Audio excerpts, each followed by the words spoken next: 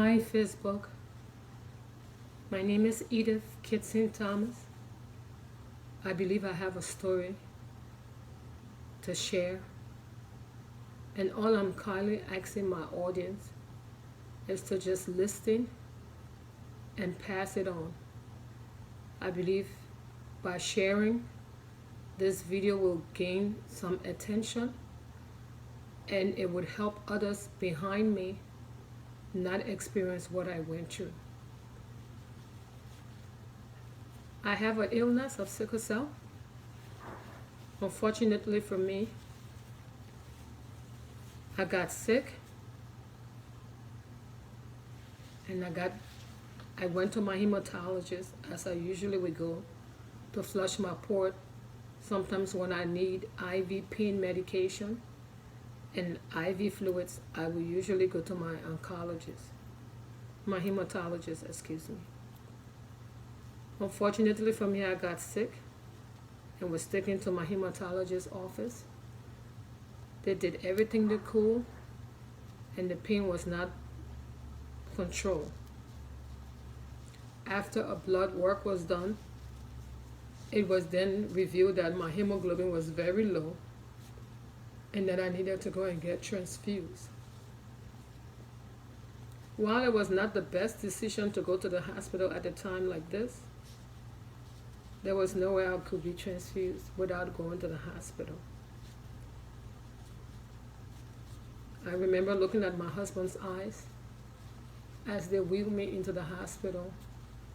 I knew that would be the last day I would see my husband or my kids.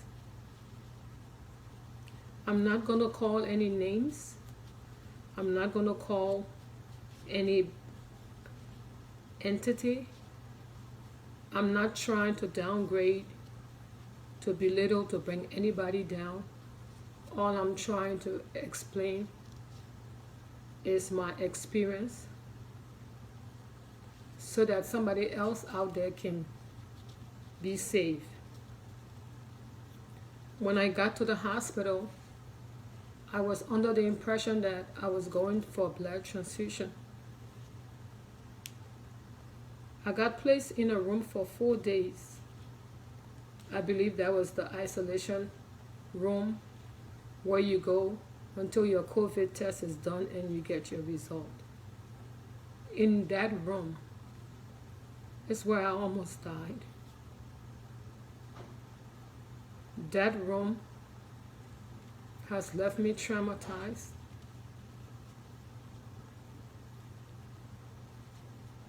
The staff were dressed like they were going to the moon. They were fully covered and protected. But they didn't touch you. They didn't make eye contact with you. They never touched you. They kept as much distance from you. They came in the room as limited as possible.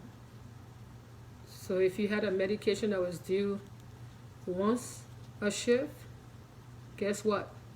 You saw your nurse once a shift. As for the GNA, if you were lucky to see your GNA, you were lucky. Before I went to the hospital, if anybody know what the sickle cell pain is, it was so much to the point where I wasn't able to walk and I couldn't use my hands. I became contracted from my shoulder, so there was no way I could pick anything up, bring it to my mouth, take myself to the bathroom. I couldn't do any of that. I found myself in this room with no help. And I remember looking at the food, but I couldn't reach it. And I remember dialing the phone, which was so close to me. The hospital phone, that's all you had. You had no internet access that you could even FaceTime your family while you were there. And I remember calling on the hospital phone to tell my husband that I love him and that I won't see him and the kids anymore because there was no way I was able to walk, to get food to eat, or give myself any assistance. He would call the hospital and they would tell him that, yes, they put food in the room. These people put the food through a door to your room. It was like a little door that had an opening outside in the hallway, and they would put the tray in the door, and that was it. If you couldn't get out of the bed and walk to the tray, you couldn't get no food. The whole aspect of holistic nursing care is gone. These people came dressed, like I said, they're dressed like they're going to the moon. 2, 3 of them came in the room at a time, but will not touch you, will not turn you, will not bring the food close to you, did not provide any help. Only thing they came to do was push the IV fluid meds, the IV pain meds through the pump, and to check your temperature. And I remember it was day 3 in that room. I'm sorry, it's taking me longer because of the shortness of breath. On day 3, I had gone almost 2 days just on fluid, the IV fluids, that I was getting through my veins. I was fully contracted now. Eventually, I just lay there. I couldn't fight. I couldn't make calls no more. I just couldn't fight. And I guess my only hope was if my test would be negative, hopefully they would take me out of this room. But if it was positive, I guess this would be how I would be dying. And I remember on day 3,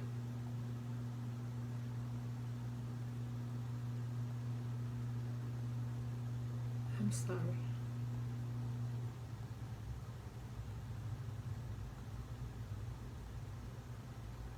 I remember on day 3, I have to pause for a second. Please continue to look for the next clip. Thank you.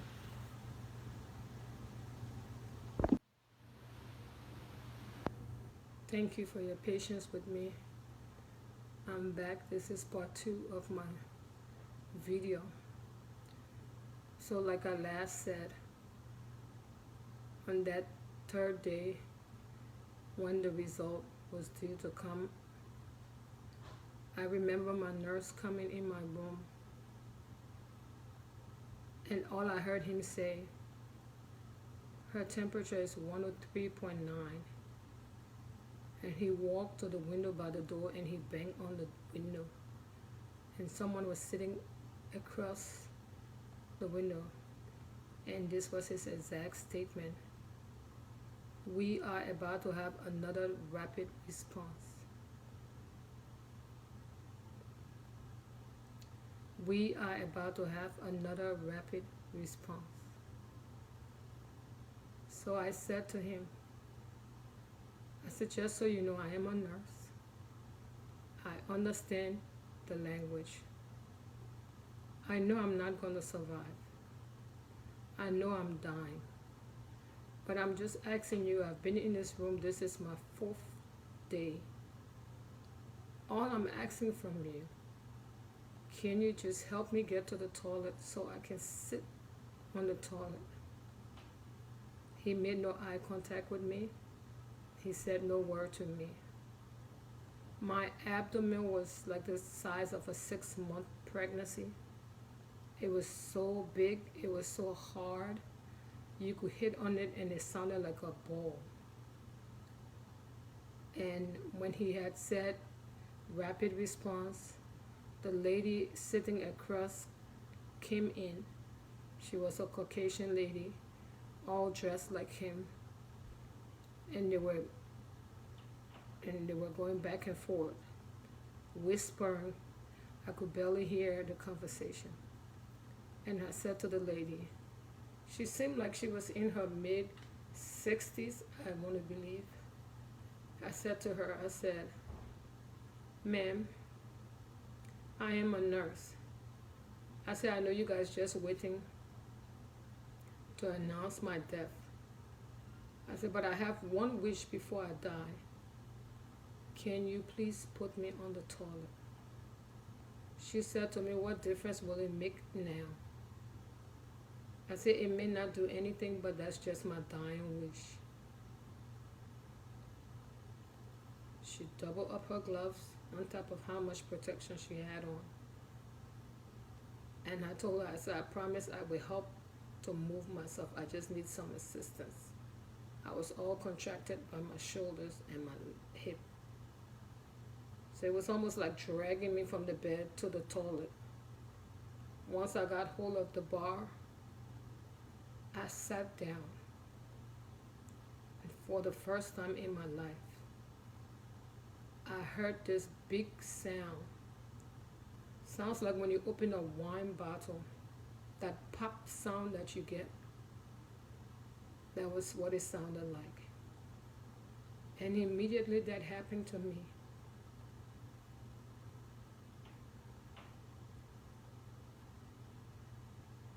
I started passing gas non-stop, and I just started to pee non-stop. It just kept coming. The urine was just coming, and I was sitting on the toilet seat, and I could just feel my abdomen declining, like it losing pressure. Immediately,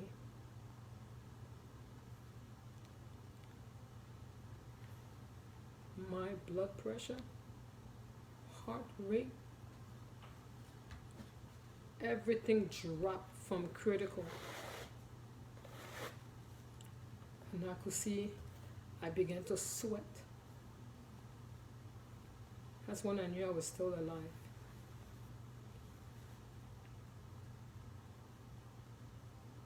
And as soon as the lady took me and put me back in the bed, the phone rang. It was my husband telling me my result was negative. I believe the death angel and the guardian angel crossed paths.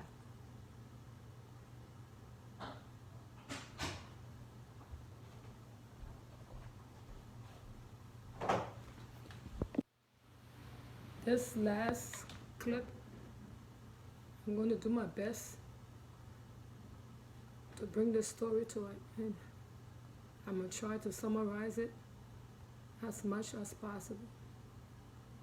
Because of HIPAA, I'm not going to call no name like I said earlier. So I got the result that I was negative. My temp dropped to 102.7 after that bathroom incident. My heart rate was still 157. And if you took me off of the oxygen, I immediately dropped to 74. I was on the oxygen 5 liters. I got taken to the third room. This was my third room.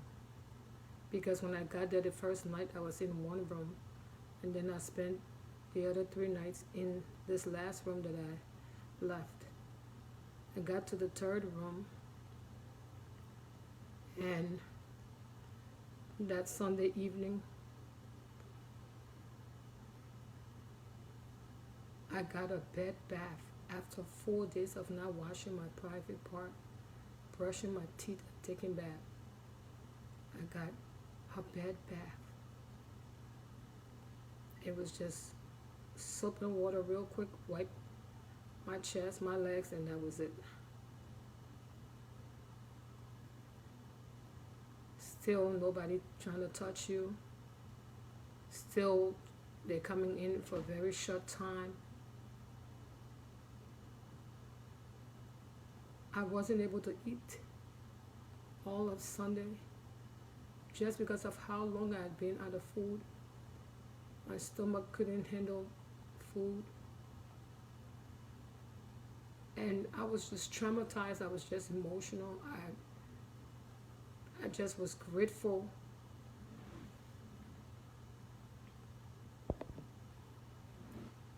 I was so grateful to God that I still didn't believe I was still alive. Long story short, I'm going to tell you the rest of my 7 to 8 days in the hospital was all ups and downs, bitter and sweet. You will get one nurse that believes in the nursing discipline that will give you an exceptional care. The next nurse you will get will take you to hell and back. Won't talk to you, won't tell you what they're giving you, won't give you your medication on time. As for me, pain management was a big thing for me, dealing with the sickle cell. So I now find out that I was having so much pain in my ribs and my side. And the reason I was on oxygen is during the time I was in that isolation room for the 4 days, I developed pneumonia. My lungs was black, and that's why I was on the 5 liter of oxygen. So I was now on antibiotic. Nurses came in when they want to give you your meds, delay your meds. They didn't talk to you, didn't touch you. The aides you didn't see at all for the entire shift. Your food came and it just got dashed on the table. If you could open it and eat, lucky for you. If you still couldn't open it and eat, oh well. That was the moment I was having. At this point, I was grateful that I did have access to call my family. I would call them as much as I could. They did the same. I came across an angel who was able to give me her wireless password in my phone that I was able to speak to my mom and my brother while I was in Africa. And long story short, I'll tell you, the virus is not the killer. This is the reason why I'm sharing this story. It's the system that's in place. It's the treatment that you're getting from the nursing staff. That's what's killing people. You're already going through isolation of not seeing your family. They isolate you. They don't let you in touch with your family. And then they don't stand in the gap to help you.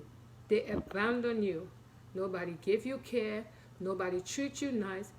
Very few who still believe in the nursing principle are still making the difference. And if you don't have a strong heart to fight, that's where you die. I remember there was a day I gave up. I just said I won't call my family no more. I don't want to put them through too much pain. So I'm just sharing my story that I've been through hell and back, but God has a purpose for my life.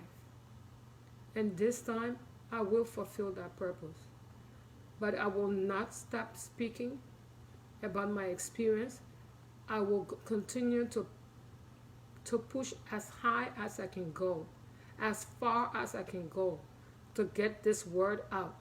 People are dying because of the isolation, because the nursing staff neglecting their patients. They are not touching their patient. They are not caring for them. They are not doing what nursing is about. If you have any illness, any underlying illness, if you're limited in range of motion during your time of isolation, that's where you die. And even when you come out of the isolation, until the day you are discharged, you go through the same torture and ill treatment as if you were positive. I was never positive. I went in there for blood transfusion, and I ended up with pneumonia, and that's how I went downhill. But I share this story. I give God glory. I ask for only one request. Please share, please like, please forward it. Thank you.